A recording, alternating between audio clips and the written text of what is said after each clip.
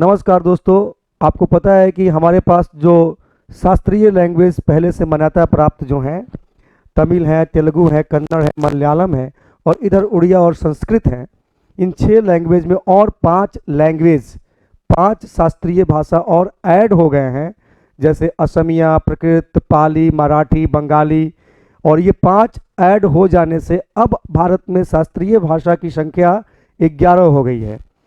और इन शास्त्रीय भाषाओं के बारे में थोड़ा बेसिक जानकारी हम लेकर आए हैं कि जिस तरीके से अभी जस्ट आज के डेट में चर्चा है कि भाई 5 भाषाओं को और ऐड किया गया है शास्त्रीय भाषा के रूप में, तो हमें कुछ चीज़ों पे हमें विचार करना चाहिए।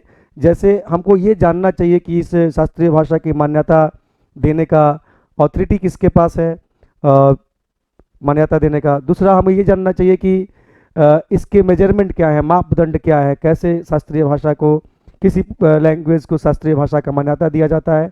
तीसरी चीज़ें ये हैं कि इसके फ़ायदे क्या हो जाते हैं जब किसी लैंग्वेज को क्लासिकल लैंग्वेज बनाया जाता है या शास्त्रीय भाषा की जब उसे कैटेगरी में रखा जाता है तो उसको क्या फ़ायदे होते हैं। तो इसी संदर्भ में बात करना है। तो पहला नंबर तो एक चीज़ आप जान लें कि शास्त्रीय भाषा की मान्यता देने का जो अधिकार है वो सांस्कृतिक मंत्रालय को है। उसी सांस्कृतिक मंत्रालय ने 2000, जो भारत सरकार की जो कल्चरल मिनिस्ट्री है, 2000 ईस्वी के आसपास इस तरह की एक व्यवस्था किया कि कैसे किसी लैंग्वेज को शास्त्रीय लैंग्वेज या क्लासिकल लैंग्वेज में रखना चाहिए। उसके लिए उसने एक मेजरमेंट तय किया, मापदंड तय किया। जैसे उसका मानना था कि कम से कम ऐसे लैंग्वेज, ऐसी भाषा जो 1500 से लेकर 2000 साल पुरानी हो, ठीक है, और उसकी अपनी एक प्राचीन परंपरा रही हो, और साथ ही किसी प्राचीन किसी अदर लैंग्वेज से किसी प्रकार की उधार ली हुई भाषा नहीं होनी चाहिए। शुद्ध रूप से, मूल रूप से, है ना, एकदम प्रशुद्ध लैंग्वेज होना चाहिए जिसकी हजारों वर्षों से अपनी एक परंपरा बनी हुई हो, जिसके वक्ता साहित्य की परंपरा अभी तक, पुराने दिनों से अभी तक चलती आ रही हो। ऐसे लैंग्वेज को, ऐसी भाषा को हम लोग, हमारी जो सरकार है, शास्त्रीय भाषा की मान्यता देती है। ठीक है। इसके फायदे क्या हो जाते हैं जब किसी भाषा को शास्त्रीय भाषा बनाया जाता है? तो इसके फायदे ये हो जाते हैं कि भारत सरकार इसके लिए अनुदान देती है, इसके अनुसंधान के लिए, इसके प्रमोशन के लिए, और साथ ही बड़े बड़े स्कॉलरों को इस क्षेत्र में पुरस्कृत किया जाता है। और यूजीसी भी सेंट्रल यूनिवर्सिटी में ऐसी भाषा को पढ़ाए जाने की व्यवस्था करती है, और साथ ही साथ बड़े बड़े स्कॉलरों के लिए पद का सृजन होता है यूनिवर्सिटी के अंदर, वो भी अनुदान देती है। और यूनिवर्सिटी के अंदर पद सृजन किए जाएंगे इस लैंग्वेज को प्रमोट करने के लिए, पढ़ाने के लिए, यूजीसी द्वारा भी किया जाएगा। तो ये बहुत फायदे हो जाते हैं ऐसी भाषाओं को।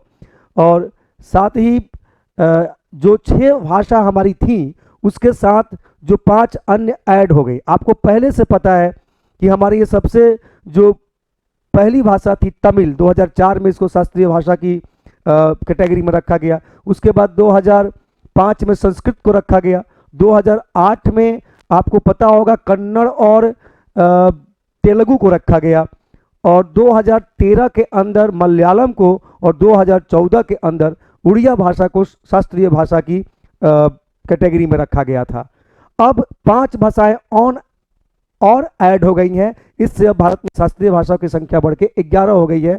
और ये 5 भाषा जो ऐड हुई हैं वो असमिया है, बंगाली है, प्राकृत है, पाली है और मराठी है।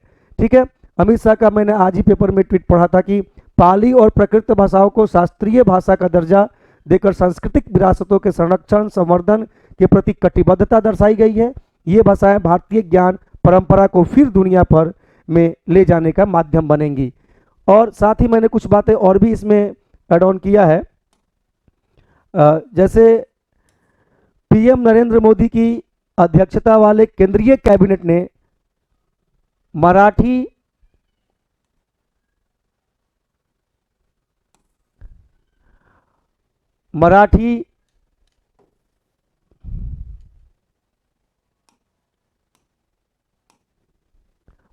को, पाली को, प्राकृत को और असमिया को और बंगाली को शास्त्रीय भाषा का दर्जा देकर एक बड़ा फैसला लिया है। इसके साथ ही अब भारत में शास्त्रीय भाषाओं की संख्या 11 हो गई है।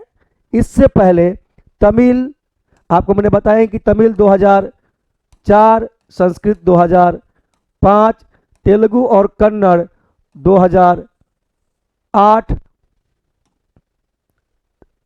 मलयालम 2013 और उड़िया 2014 और अब 5 भाषाएं जो असमिया, बंगाली, मराठी, पाली, प्राकृत है, अब ये भी 2024 में ऐड हो गई हैं और इस तरीके से इन्हें शास्त्रीय भाषा की दर्जा दी गई। अब मराठी, पाली, प्राकृत, असमिया और बंगाली को इस श्रेणी में शामिल कर लिया गया और इसके क्या फ़ायदे हैं हमने आपको इस वीडियो के माध्यम से आपको बताया है। कौन सी संस्था इसे मान्यता देती है, मान्यता प्राप्त होने के मापदंड क्या हैं और कैसे इसको कैसे सांस्कृतिक विरासत को भाषा के आधार पर हम लोग इस परंपरा को और आगे बनाए रख सकते हैं। ये एक अच्छा पहल है।